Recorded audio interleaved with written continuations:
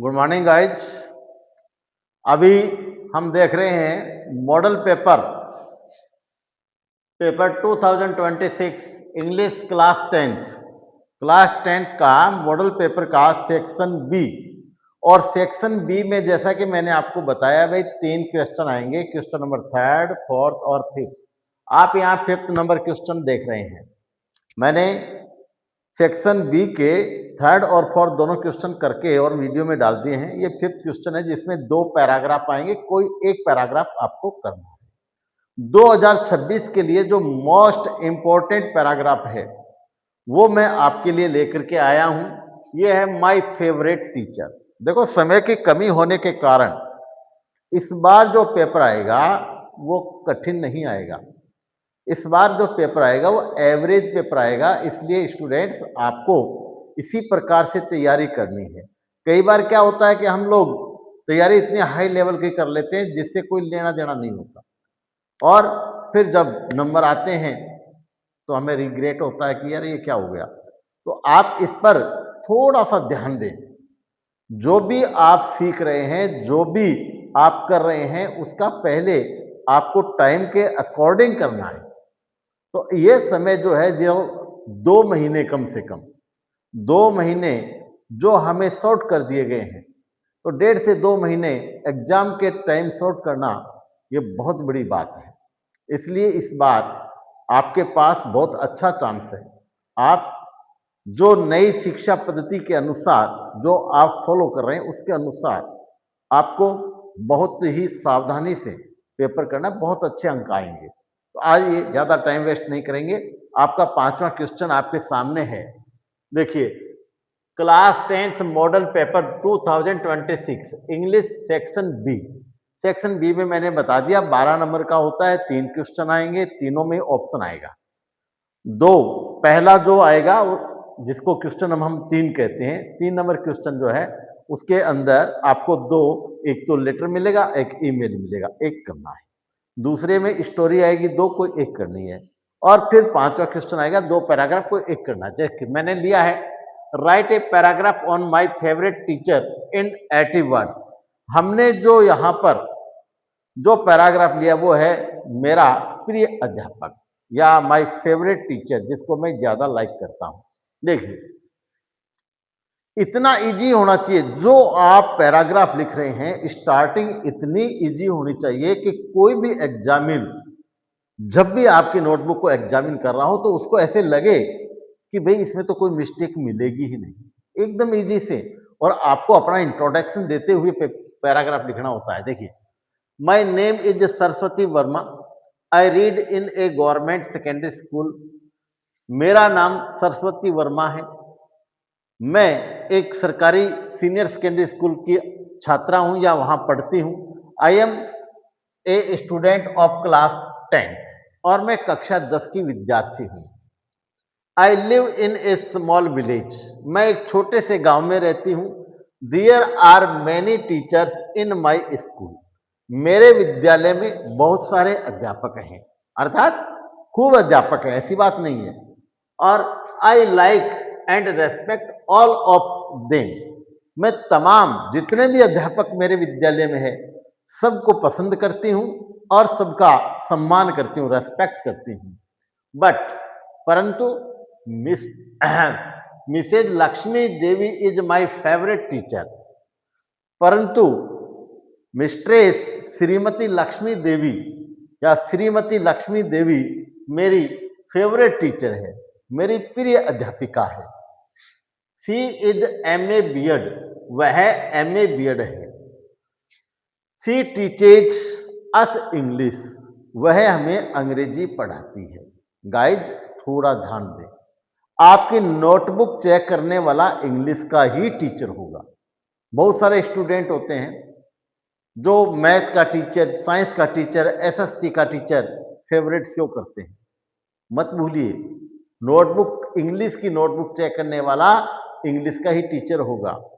और इसलिए 10% टीचर ऐसे होते हैं जो ऐसी बातों को दिल से लगा लेते हैं।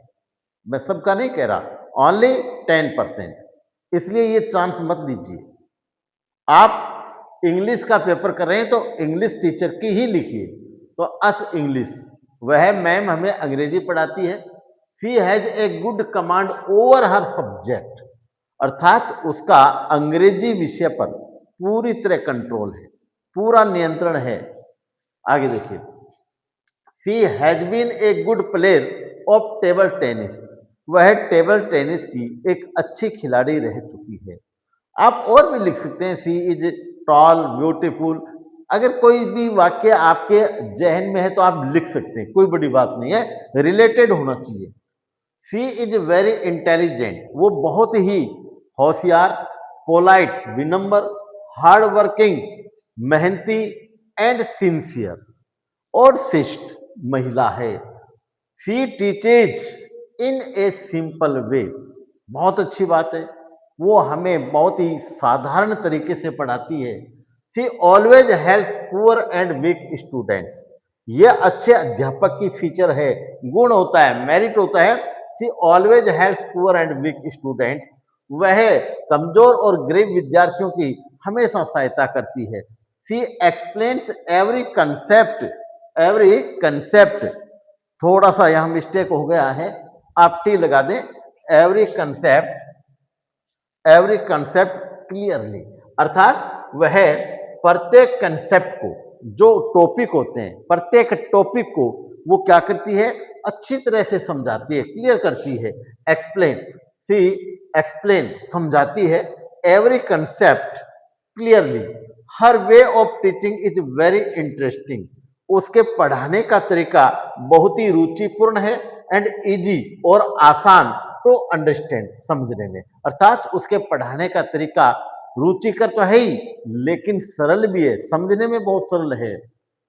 शी नेवर गेट्स एंग्री, वो कभी नाराज नहीं होती, and always smile while teaching, और पढ़ाते समय उसके चेहरे पर मुस्कान होती है, अर्थात उसी नेवर गेट्स एंग्री, वो कभी भी गुस्से में नहीं आती, कभी नाराज नहीं होती, यानी पेशेंस लेडी है वो, और उसके चेहरे पर हमेशा मुस्कान रहती है।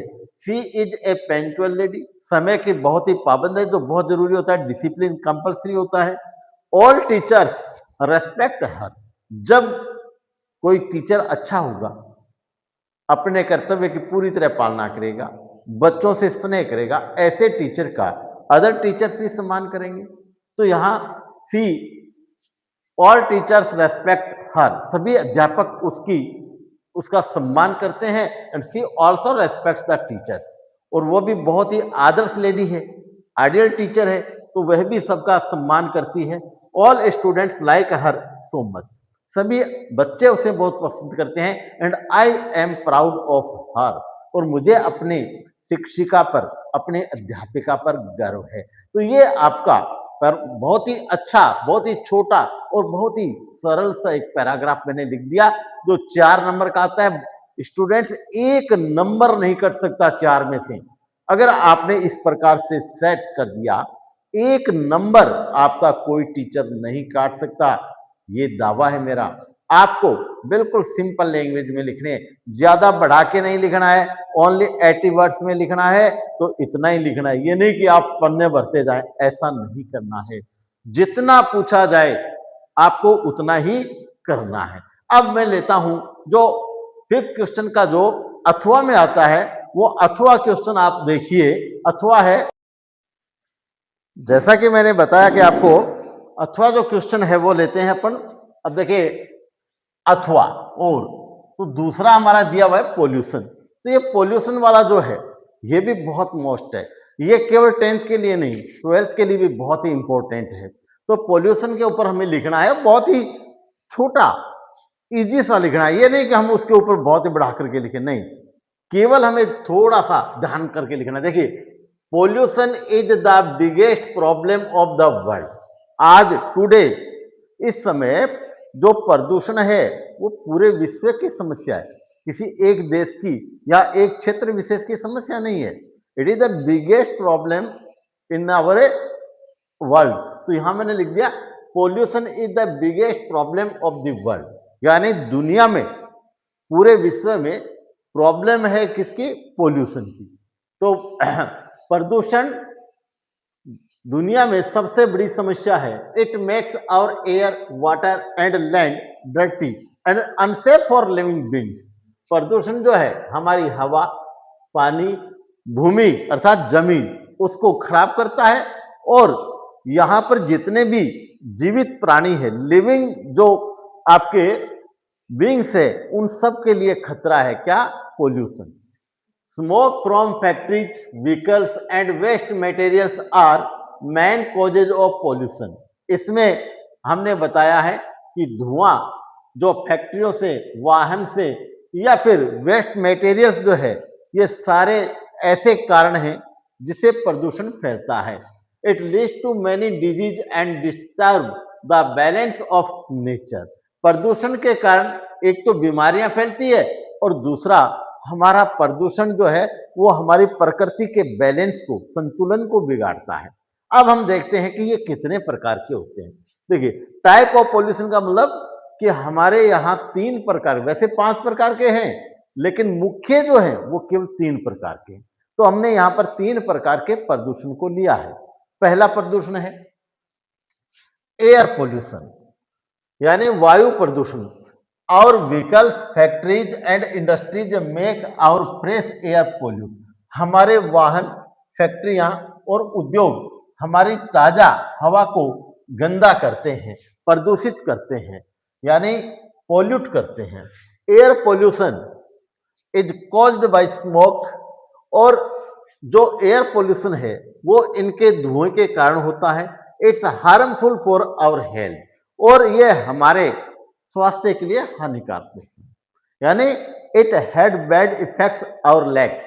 इसका हमारे फेफड़ों पर गलत असर पड़ता है। आप चाहें तो ये लाइन भी लिख सकते हैं, it had bad effect on our lungs. हमारे फेफड़ों पर इसका गलत असर पड़ता है। दूसरा है वाटर पोल्यूशन। मैंने इसको ज्यादा बड़ा नहीं हो इसलिए छोटा सा लिखा है, क्योंकि इतना लिखोगे तो भी आपको 4 में से 4 नंबर मिलेंगे, कोई भी काट नहीं सकता। क्योंकि आजकल आप चाहें तो नोटबुक घर पर मंगवा सकते हैं। इसलिए हमारा चैलेंज है, एक सिंगल यानी 1/4 भी कोई कम नहीं कर सकता। दूसरा water pollution. As we know people throw their waste, garbage, plastic and chemicals into rivers, lakes, oceans. अर्थात हम जानते हैं कि लोग अपना वेस्टेज, अपना कूड़ा करकट है, प्लास्टिक है, केमिकल्स की चीजें हैं, वो नदियों में, झीलों में, महासागरों में, समुद्र में, सब में फेंकते हैं। Polluted water causes many disease and harm fish and plants. और प्रदूषित पानी जो होता है वो बीमारियां फैलाता है तथा मछली और पेड़ पौधों को भी नुकसान पहुंचाता है। छोटी सी चीज है नॉइस पोल्यूशन। तीसरा देखते हैं शोर प्रदूषण। नॉइस प्रदूषण, नॉइस पोल्यूशन को हम कहते हैं शोर प्रदूषण, यानी vehicles, machines and loud speakers. Today is the age of machine. We know today is the age of machine. आज का युग मशीनी युग है। तो आप लिख सकते हैं भाई, noise pollution, vehicles, machines and loud speakers make the noise pollution. अर्थात वाहन, मशीनें और लाउड स्पीकर्स शोर प्रदूषण फैलाते हैं। People may deaf due to noise pollution. और शोर प्रदूषण के कारण लोग बहरे हो सकते हैं। यानी नॉइस पोल्यूशन में बी अफेक्टेड और ईयर्स, हमारे कानों पर इनका बैड इफेक्ट बनता है। ये बातें भी आप चाहें तो लिख सकते हैं। इसलिए बस we should control our pollution. हमें प्रदूषण पर क्या करना चाहिए? कंट्रोल रखना चाहिए। तो ये दोनों ही पैराग्राफ मैंने आपको बता दिए हैं। जो आपके बी सेक्शन किसका होता है? राइटिंग का। राइटिंग का 12 नंबर का बी सेक्शन अब कंप्लीट हो गया है। क्वेश्चन नंबर 3, क्वेश्चन 4 और आज ये क्वेश्चन है 5th हो गया है। अब मैं लेकर के आऊंगा सेक्शन सी ग्रामर का। बहुत ही मस्ट, देखना बिल्कुल मत भूलिए। और जो ग्रामर आपके नया क्लास जो जोड़ दिया गया है, आपके एक्टिव पैसिव 1 नंबर का आएगा, डायरेक्ट इनडायरेक्ट 1 नंबर का आएगा, लेकिन टेंस 4 नंबर के आएंगे। तो स्टूडेंट्स आपको नंबर दे करके तैयारी करनी है। क्लास जो है 2 नंबर के हैं, तो आप क्लास को अच्छी तरह से पढ़ेंगे। सी सेक्शन में पहले मैं मॉडल पेपर कराऊंगा।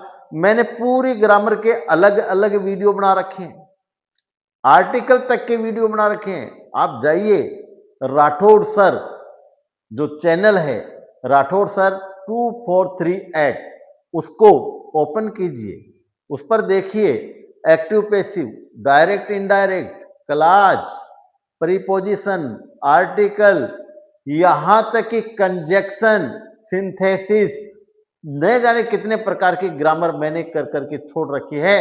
तो मैं फिर भी 10th क्लास के लिए अलग से, क्योंकि जो मैंने ग्रामर करवाई है वो कंप्लीट ग्रामर है, वो उन बच्चों के लिए है जो आरएस आईएएस की तैयारी कर रहे हैं, जो कोई कंपटीशन की तैयारी कर रहे हैं। 10th क्लास के लिए और 12th क्लास के लिए मैं फिर अलग से आपके मॉडल पेपर को कराते कराते भी आपको ग्रामर करवा रहा हूं। तो कल आपका मॉडल पेपर लेके आऊंगा, उसमें मैं लेकर के आऊंगा आपकी ग्रामर। अभी आप केवल बी, सबसे पहले आपको बी राइटिंग वाला जो है उसको ही तैयार करना है। उसके बाद डी में जो क्वेश्चन आंसर होंगे वो भी मैं लेके आऊंगा। प्रत्येक क्वेश्चन का उत्तर आंसर बिल्कुल इतना इजी लैंग्वेज में लिखाऊंगा कि आप आसानी से पढ़ते ही आपको याद हो जाएंगे। इसलिए बार बार कहता हूं, रटने की आवश्यकता नहीं है, केवल समझने की आवश्यकता है।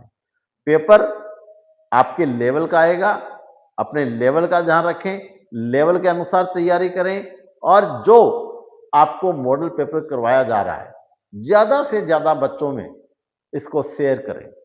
अगर पहली बार देख रहे हैं तो मेरा वीडियो ज़रूर सब्सक्राइब करें। क्यों? आपके लिए ये बनाया जा रहा है, बिल्कुल फ्री एंड कॉस्ट है, किसी भी प्रकार की कोई भी फीस नहीं ली जा रही है। तो देखते रहिए राठौड़ सर 2438। आज के लिए इतना ही। जय हिंद, जय भारत।